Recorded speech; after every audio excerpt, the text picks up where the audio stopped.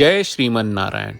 ए पर जे टिप्पणी हम करे जा रहल बा रामानुजदास श्रीमान गट्टू वेणुगोपाल स्वामी जी के द्वारा दिहल गयल बा। अध्याय 10 विभूति योग श्लोक 18। विस्तरेण आत्मनो योगं विभूतिञ्च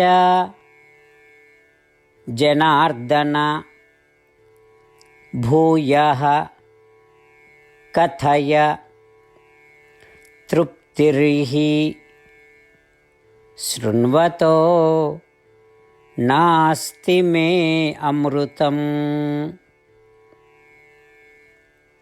ओम। गीताचार्य श्री कृष्ण परमात्मा अर्जुन समेत हमनी सब के विभूति योग सिखा रहल बानी। ऊ प्रक्रिया में अर्जुन परमात्मा से ई तरह से प्रार्थना कर रहल बानी, हे कृष्ण, तोहार बात अमृत जैसन बा, तोहार महिमा एगो अमृत बा। कितनो सुनी हमरा बुझाता कि हमरा औरी सुने के चाही। अरे कृष्ण, हम कितनो सुनी तमो हम संतुष्ट नहीं खे। अरे कृष्ण, रउआ यूँ जानत बानी कि हम अबही संतुष्ट नहीं खे और औरी सुनल चाहत बानी।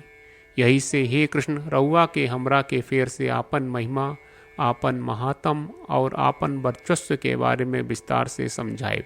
यही तरह अर्जुन श्री कृष्ण परमात्मा से प्रार्थना कर रहल बाड़े। हमनी के अर्जुन के स्थान पर रह के अमृत जैसन श्री कृष्ण परमात्मा के वचन के आनंद ले ही जाए। अमृत जैसन श्री कृष्ण परमात्मा के महात्म के आनंद ले जाए और श्री कृष्ण परमात्मा के महिमा के बारे में औरी जाने के इच्छा व्यक्त कही जाए। इस सब करत हमनी के अर्जुन के बात के अवसे ही दोहरावे जाए जैसन ऊ श्लोक रूप में बा। विस्तरेणात्मनो योगं विभूतिञ्च जनार्दन भूयः कथय तृप्तिर्हि शृण्वतो नास्ति मे अमृतम्। श्रीमन्नारायण करिष्ये वचनं तव। सर्वं श्रीकृष्णार्पणमस्तु। जय श्रीमन्नारायण।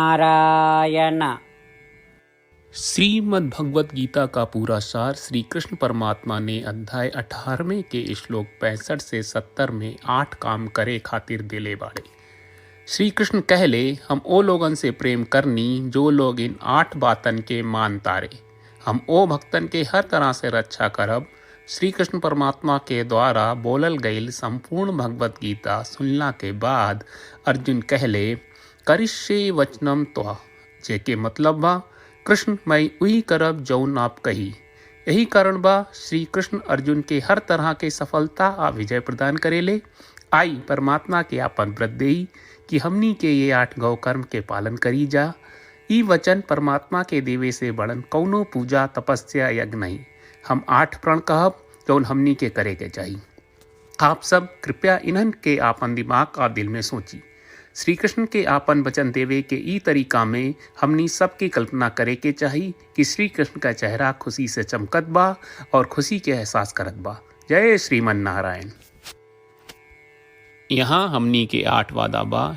हमनी के पहला वादा, हे श्रीमन नारायण, आपका निर्देश के मुताबिक हम हमेशा तोहार ध्यान करब और तोहार बारे में सोचब।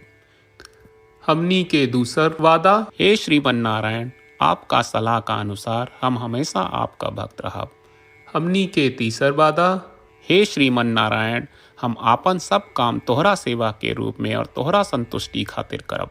हमनी के चौथा वादा, हे श्रीमन नारायण, जैस की आप माने के कहले रहलू, हमरा बहुत विश्वास बा कि हम आपके होई और हम हमेशा आपन दोनों हाथ जोड़ के आपके नमस्कार करब और आपकी पूजा करब। हमनी के 5वां वादा, हे श्रीमन नारायण, हमरा के तोरा बात माम एकम शरणम ब्रज 1866 याद कहले, जहाँ आप हमरा के आपन का अर्पित करे का कहा। श्रीमन नारायण, मैं हमेशा तोहरे शरण में रहब। हमनी के 6वां वादा, हे श्रीमन नारायण, हमरा के तोहरा बात माँ सुचहा 1866 याद कहले कि आप हमनी के शोक ना करे का आश्वासन दे रहे बड़े। हम अब और शोक ना करब।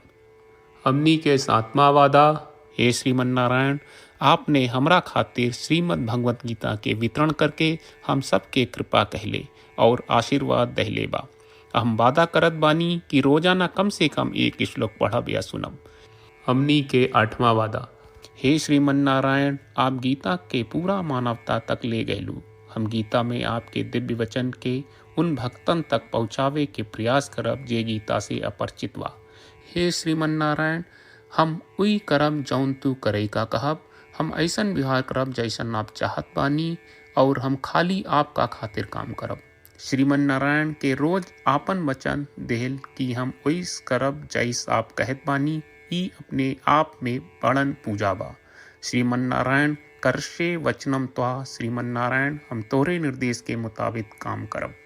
सर्वम श्री कृष्ण अर्पणम अस्तु। जय श्रीमन नारायण। विस्तरेण आत्मनो योगं विभूतिञ्च जनार्दन भूयः कथय तृप्तिर्हि शृण्वतो नास्ति मे अमृतम्। ॐ विस्तरेणात्मनो योगं विभूतिञ्च जनार्दन भूयः कथय तृप्तिर्हि शृण्वतो नास्ति मे अमृतम्। श्रीमन्नारायण, करिष्ये वचनं तव। सर्वं श्रीकृष्णार्पणमस्तु। जय श्रीमन्नारायण।